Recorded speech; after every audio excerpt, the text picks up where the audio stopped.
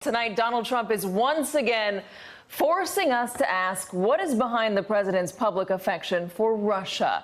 It's a question we've been asking since at least the summer of 2016, when Donald Trump and I had this exchange right after he asked Russia to hack the emails of the Democratic presidential candidate. You said the Russians, I welcome you to find those. You said I welcome them to find those 30,000 emails. Well, they probably have them. I'd like to have them released. But does that not give you pause? No, it gives me no pause. If they have them, we might as well find. Hey, you know what gives me more pause? That a person in our government, crooked Hillary Clinton. Here's what gives me more. Be quiet. I know you want to, save her. If Russia or China or any other country has those emails, I mean, to be honest with you, I'd love to see them. Donald Trump's strange affection for Russia has now opened a new rift between America and its closest allies. Before setting off for the Group of Seven summit, the president said that Russia, the country that launched a cyber attack on America's presidential election, should be allowed back into the G7. Russia should be in this meeting. Why are we having a meeting without Russia being in the meeting? And I would recommend, and it's up to them, but Russia should be in the meeting. It should be a part of it. You know, whether you like it or not, and it may not be politically correct, but we have a world to run. And in the G7, which used to be the G8, they threw Russia out. They should let Russia come back in, because we should have Russia at the negotiating table. The president's comments caught the White House off guard and sparked an immediate backlash from leaders at the summit. A British government official had to remind the president why the G7 kicked out Russia 4 years ago, saying, quote, "We should remind ourselves why the G8 became the G7. It was after Russia illegally annexed Crimea. Since then, we have seen malign activity from Russia in a whole variety of ways. Before any conversations can take place about Russia rejoining, it needs to change its approach." The response from Capitol Hill was not any better. Republican Senator Ben Sasse called the president's comments weak, adding Putin is not our friend and he is not the president's buddy. He is a thug using Soviet-style aggression to wage a shadow war against America, and our leaders should act like it. Donald Trump's friendly comments on Russia came as he is taking more actions likely to please Vladimir Putin. New York Magazine's Jonathan Chait observes today one of Russia's principal foreign policy goals for decades has been to split the U.S. from its allies. Whether by accident or by design, President Trump appears intent on bringing that dream to fruition. Case in point, Donald Trump's attacks on Europe and Canada over trade. And, you know, they're trying to act like, well, we fought with you in the wars. They don't mention the fact that they have trade barriers against our farmers. They don't mention the fact that they're charging almost 300% tariffs. When it all straightens out, we'll all be in love again. Hours later, the tensions were on full display when Donald Trump met with Canada's Justin Trudeau and France's Emmanuel Macron at the G7 today, both of whom have exchanged angry tweets with the president over trade this week. The president was late to the summit, and he is leaving early. Democratic Senator Chris Murphy told me that it's almost like the U.S. itself isn't even part of the G7, and that nobody is happier than Vladimir Putin.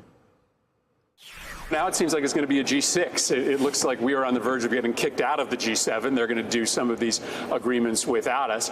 I mean, listen, you can now see why the president, why the Russian government cared so much about getting Donald Trump elected. I think that Putin is getting exactly what he wanted. He has paid no substantial price for interfering in our election. He has not moved 1 inch inside Crimea or Ukraine, and he is now being let back into the club. And so the message coming from last week and this week seems to be that if you're a friend of the United States, you get treated really shabbily. If you're an enemy of the United States, you get top-class treatment. Meanwhile, Russian state TV is praising Donald Trump. The dean of the Moscow State University reportedly said this week that Trump is, quote, smashing the EU with a sledgehammer, adding that's why Putin says he's not trying to weaken the EU. Why would he bother? Trump is doing all the work for him. Let's bring in our panel. Yamiche Alcindor is the White House correspondent for PBS NewsHour. She's joining us from the site of the G7 summit. Ned Price is the former senior director and spokesperson for the National Security Council and a former CIA analyst.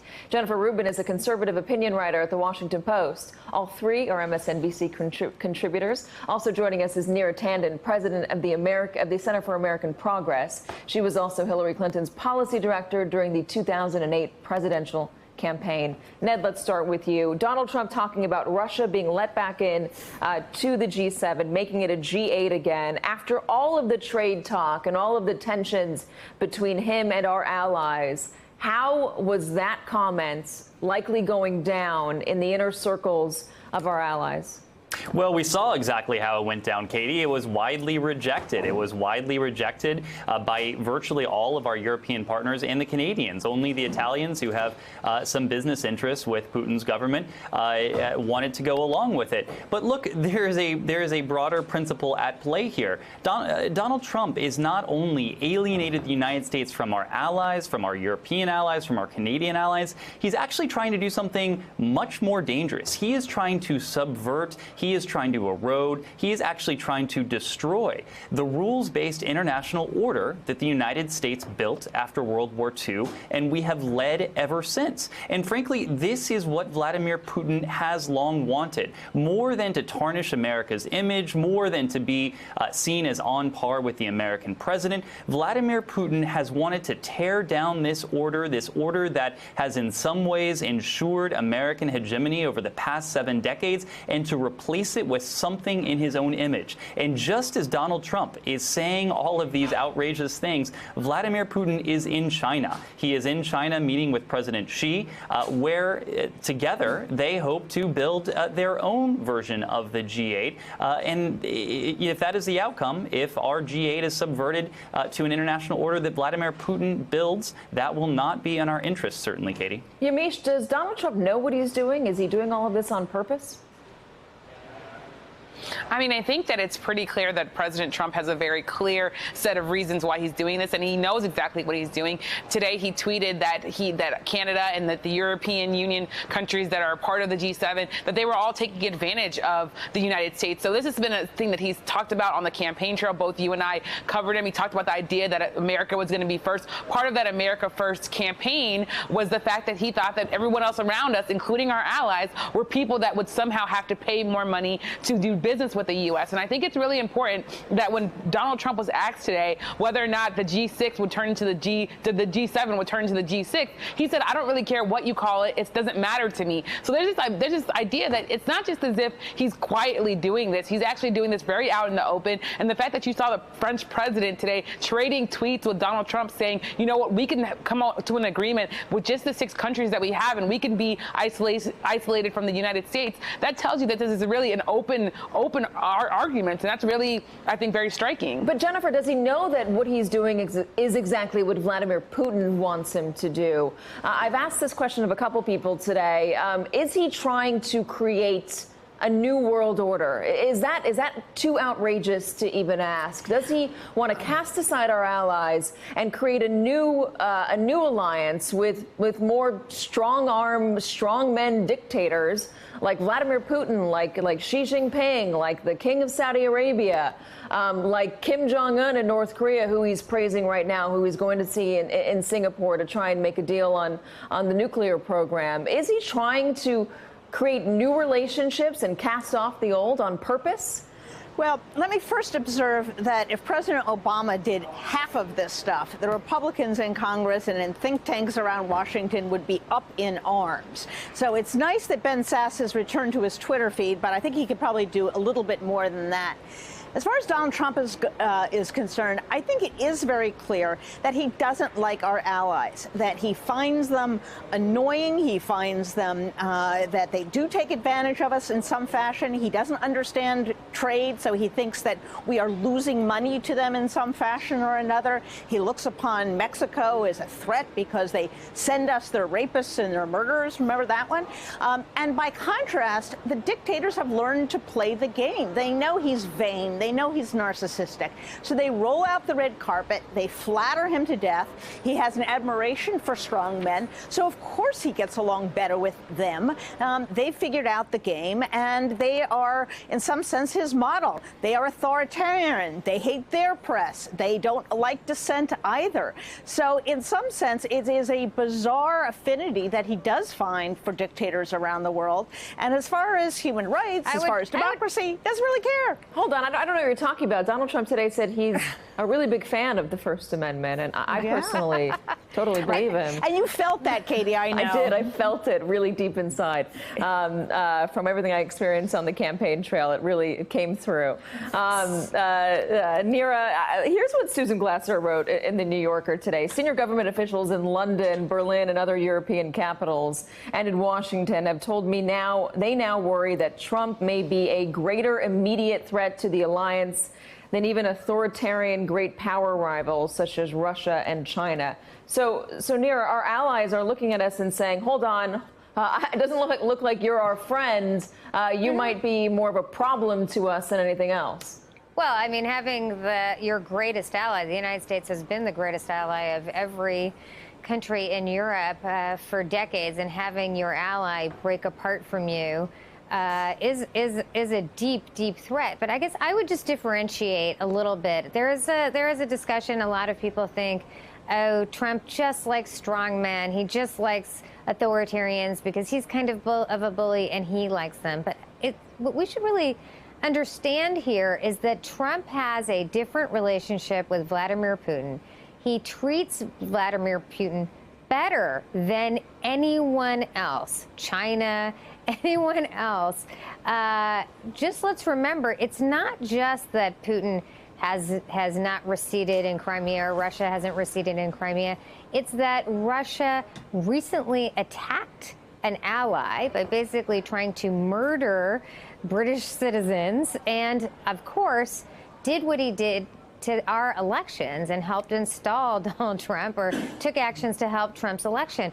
So essentially, think of the message it's sending to our national security apparatus, who's trying to protect us from Russian interference in the next election, that Donald Trump is saying, in possibly the cheapest date imaginable, Russia has to do nothing, and they will re-enter the G8. It's frankly ludicrous and different than he treats any other country. And Neera's point is also applicable to the Middle East. Everything that he is doing there delights Russia. Dumping the JCPOA and allowing our allies to kind of go it alone. That's great with Putin. He's propping up Iran.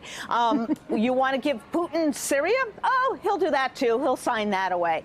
So everything that he is doing really does inure to Russia's benefit in the Middle East. It's extraordinary. Ned, take a step back or give us a larger picture. What does it mean if we don't have these strong relationships any longer? What does it mean if our allies suddenly don't look to us as a great friend or somebody that they can rely on? What does that mean for our future?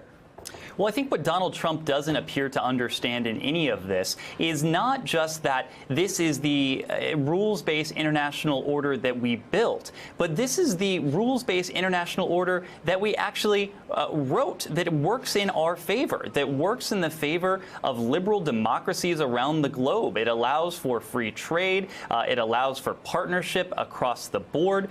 This is what the American, this is what our American system of international relations has been predicated upon since the end of World War II. What Vladimir Putin wants to replace it with is something that does not at all resemble what has allowed us to thrive, what has allowed us with our soft power to spread our values around the world, and what has allowed us to flourish as an economy. Donald Trump is really, whether he knows it or not, trying to tear all of that down. Yamiche, you're there, we're not. What's the reaction like in Canada on the ground?